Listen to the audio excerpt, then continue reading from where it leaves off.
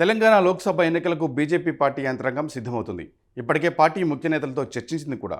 వచ్చే లోక్సభ ఎన్నికల్లో కీలక స్థానాల్లో విజయం సాధించాలని లక్ష్యంగా పెట్టుకున్న పార్టీ మొత్తం యంత్రాంగాన్ని సన్నద్ధం చేసేందుకు సీనియర్ నేతలను రంగంలోకి దింపుతుంది. పార్టీ రాష్ట్ర అధ్యక్షుడు కిషన్ రెడ్డి, ముఖ్య నేతలు లక్ష్మణ్ తదితరులు పార్టీ కోసం పనిచేస్తుంటే ఈటెల రాజేందర్ సైతం వచ్చే లోక్సభ ఎన్నికల్లో పార్టీని విజయతీరకు చేర్చాలని యోచిస్తున్నారు.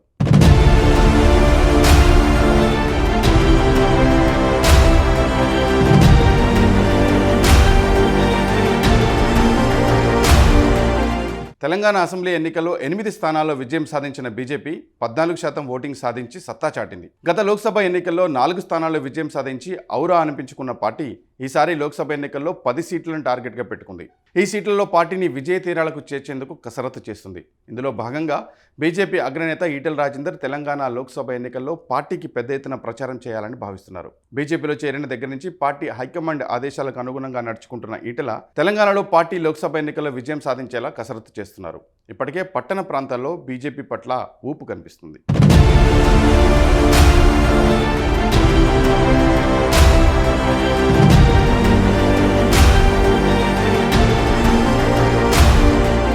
మరీ ముఖ్యంగా తెలంగాణ అసెంబ్లీ ఎన్నికలకు నిర్వహణ కమిటీ చైర్మన్గా వ్యవహరించిన ఈటెల రాజేందర్ ప్రస్తుతం తెలంగాణ వ్యాప్తంగా పర్యటిస్తున్నారు. బీజేపీ హైకమాండ్ ఆలోచనల ప్రకారం పనిచేసే ఈటెల వచ్చే లోక్సభ ఎన్నికల్లో తాను స్వయంగా మల్కాజ్గిరి నుంచి పోటీ చేయడం దాదాపు ఖాయమని మద్దతుదారులు, అనుచరులు చెబుతున్నారు.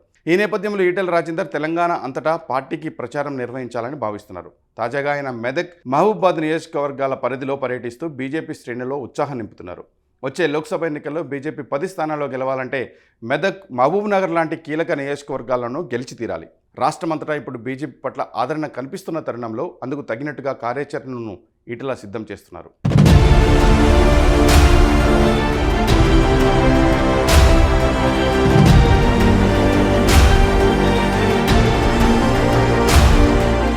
బీజేపీ సిట్టింగ్ స్థానాలైన ఆదిలాబాద్, కరీంనగర్, సికింద్రాబాద్, నిజామాబాద్ సీట్లలో మరోసారి జెండా ఎగురవేయాలని బీజేపీ భావిస్తుంది. ఇప్పటికే సిట్టింగ్ ఎంపీలకు మరోసారి సీట్లు కేటాయిస్తామన్న పార్టీ హైకమాండ్ వారి నియోజకవర్గాల్లో అనుసరించాల్సిన వ్యూహాలను అమలు చేయాల్సిందిగా సూచనలు చేసింది. ఇదే సమయంలో ఈటెల రాజేందర్ తెలంగాణలోని మిగతా అన్ని సెగ్మెంట్లను పర్యటించి వచ్చే లోక్సభ ఎన్నికల్లో పార్టీని సమాయత్తం చేస్తున్నారు. తెలంగాణలో 10 స్థానాల్లో గెలిచి తీరాలన్న కేంద్ర పెద్దల ఆదేశాలకు అనుగుణంగా ఈటెల కసరత్తు చేస్తున్నారు. ఆయా నియోజకవర్గాల్లో సమావేశాలు, కార్యక్రమాలు నిర్వహిస్తూ పార్టీ క్యాడర్ నాయకత్వంలో ఊపు తీసుకొస్తున్నారు. దేశానికి ప్రధాని నరేంద్ర మోదీ నాయకత్వం ఎంత అవసరమో వివరిస్తూ తెలంగాణలో బీజేపీ గెలుపు ఆవశ్యకతను ఆయన వివరిస్తున్నారు. ఈరోజు ఆదిలాబాద్ నుంచి మొదలుపెట్టి అలంపూర్ వరకు, కొత్తగూడెం నుంచి మొదలుపెట్టి పరిగి, తాండూరు వరకు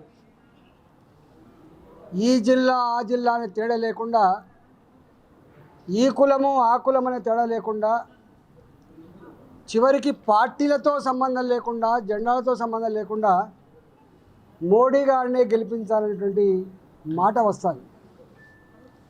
మరీ ముఖ్యంగా మహిళలు మాత్రం, తెలంగాణ మా ఆడబిడ్డలు మాత్రం మీరు ఎవ్వరు చెప్పినా ఈసారి వినేది లేదు, ఈసారి మా ఓటు మోడీ గారికి అనే భావన వస్తుంది. జనరల్గా ఒక 5 సంవత్సరాలు ఎమ్మెల్యేగా ఉన్న వాళ్ళకు, ఎంపీలుగా ఉన్న వాళ్ళకు, ప్రభుత్వం చెలాయించే వాళ్ళకు ప్రజల్లో వ్యతిరేకత ఉంటుంది. కానీ నరేంద్ర మోడీ గారు వచ్చిన తర్వాత ఒక కొత్త చరిత్రకి రూపకల్పన చేసిండు, ఒక కొత్త ఒరవడి సృష్టించిండు. 2014లో గుజరాత్ను అభివృద్ధి చేసినటువంటి ముఖ్యమంత్రిగా దేశ ప్రజల ముందుకు వచ్చినప్పుడు 273 సీట్లు భారతీయ జనతా పార్టీకి మాత్రమే కట్టబెట్టి, వాళ్ళ మిత్రపక్షాలకు కూడా సీట్లు కట్టబెట్టి ఒక అజేయమైనటువంటి గెలుపును అందించిండు 2014లో భారత ప్రజానీకం. 5 సంవత్సరాల పరిపాలన తర్వాత మోడీ గారు ఏ ప్రలోభాలకు,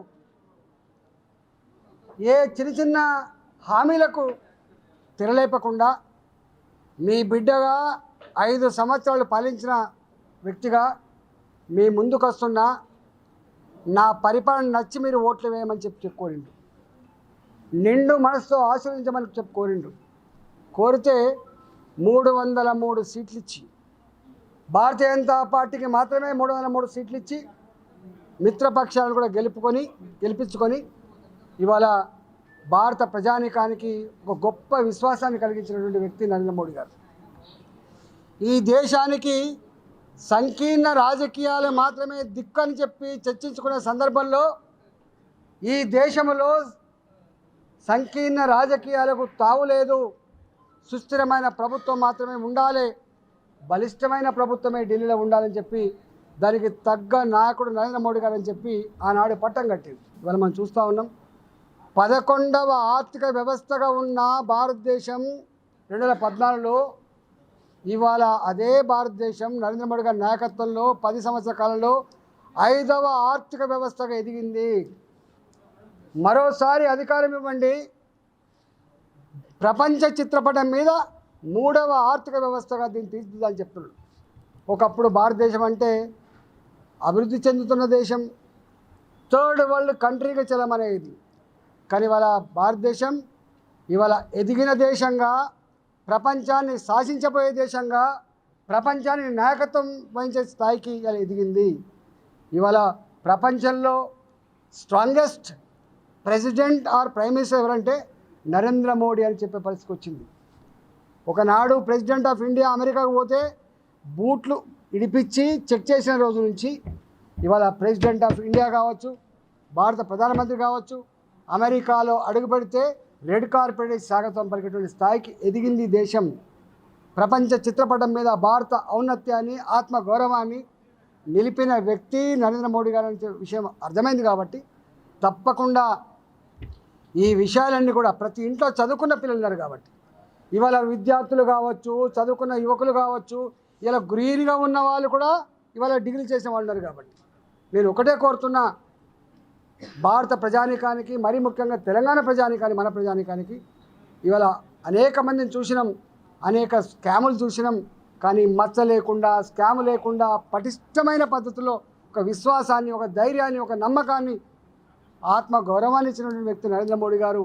ఆత్మ గౌరవ బావుట నిలిపినటువంటి పార్టీ భారతీయ జనతా పార్టీ. కాబట్టి గొప్ప మెజార్టీతో గెలిపించండి, ఈ దేశ పురోగమనంలో భాగం పంచుకోమని చెప్పి తెలంగాణ ప్రజానీకానికి విజ్ఞప్తి చేస్తున్నారు. లోక్సభ ఎన్నికల్లో కీలక స్థానాలు గెలుచుకోవడం ద్వారా భవిష్యత్తులో తెలంగాణలోనూ బీజేపీదే అధికారమన్న భావనను కలిగిస్తూ ప్రజలలో చైతన్యం తెస్తున్నారు. మరీ ముఖ్యంగా బీజేపీ కేడర్లో ఉత్సాహం నింపుతున్నారు. అసెంబ్లీ ఎన్నికల్లో ఎదురైన అనుభవాల నేపథ్యంలో లోక్సభలో పటిష్ట వ్యూహంతో వెళ్లాలని పార్టీ యోచిస్తుంది. అందుకే పార్టీకి మేలు జరిగే అన్ని చర్యలను తీసుకుంటుంది.